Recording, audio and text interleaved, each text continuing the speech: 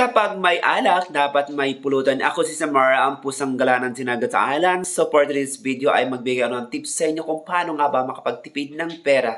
Una, magbukas ng savings account sa bangko. Pangalawa, huwag gumasta ng higit sa kinikita. Pangatlo, unahin ang kailangan at hindi ang kagustuhan. Pang-apat, huwag maglagay ng napakaraming pera sa pitaka. Pang-lima, magtabi agad ng halagang iipunin o savings. Pang-anim, gumawa ng weekly budget plan para sa pagkain. Pang-pito, bawasan ang pagkain sa labas, halimbawa sa fast food restaurant. Pang-walo, bawasan ang luho. Pang-siyam, maghinay sa paggamit ng credit card. Pang-sampo, bawasan ang utang. Pang-labing-isa, maghanap ng additional source of income.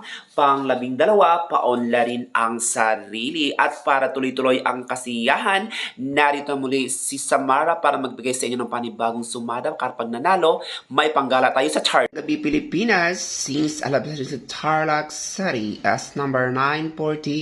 Na ang ibig pong sabihin niyan ay napakarami na talagang madaldal sa lipunan or chismosa or martes mahigit pa sa wifi.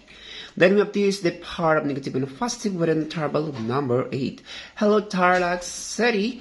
Huwag natin kalimutan na sa pagkuha ng first ball ay kumatalag sa taas, sa gitna at sa baba. Sa second ball mula baba hanggang gitna. Pwedeng parehong taas, parehong gitna at parehong baba.